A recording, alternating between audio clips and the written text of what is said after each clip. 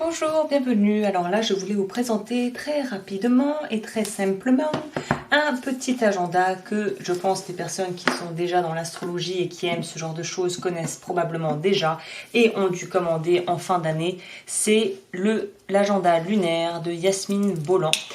Qui a aussi créé un oracle avec un livre qui va avec, que je n'ai pas encore, mais que je vais sans doute probablement acquérir. Tous les liens seront en barre d'infos si ça vous intéresse. Et en fait, je voulais vous partager ça parce que ce petit agenda est juste génial. C'est en fait, comme son nom l'indique, un agenda lunaire. Alors, en début de l'agenda, il y a toutes les explications. Donc, même si vous êtes tout à fait novice, elle explique les bases, les b.a.-ba. Voilà, qu'est-ce que sont les maisons, les planètes, les signes astrologiques. Et ce qui est génial en fait, c'est que c'est super pour pouvoir justement travailler, faire du développement personnel, du travail sur soi. Voilà, chaque semaine, on sait quel jour la lune est dans quel signe. En bas de page, il y a un petit conseil pour chaque semaine pour pouvoir travailler sur soi. Par exemple, là, voilà la semaine du 10 mars.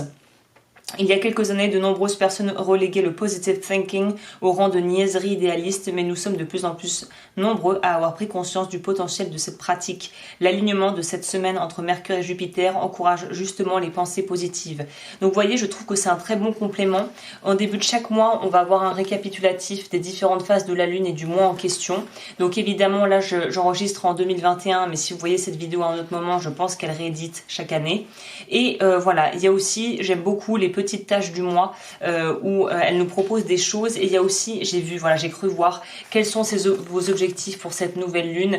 Voilà, il y a des petites choses pratiques qui aident beaucoup si vous avez justement une pratique spirituelle ou une pratique au niveau peut-être de la magie, de ces genres de choses. Donc je trouve que c'est très bien fait, c'est très bien conçu, le format est agréable, le prix est raisonnable, les couleurs sont sympas, c'est très bien pensé.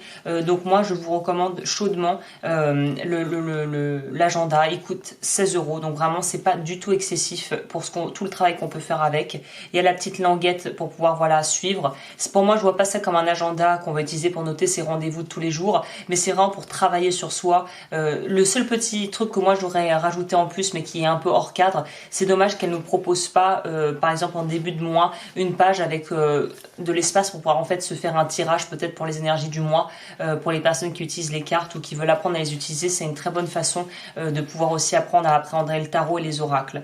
Mais vraiment, ce petit agenda est génial. Donc je vous recommande fortement. Et si vous aimez aussi les reviews, les présentations d'oracles, je mettrai le lien dans la description. J'ai une playlist complète à cet effet.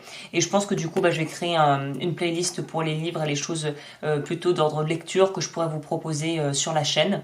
Et sur ce, je vous retrouve très vite pour de nouvelles vidéos.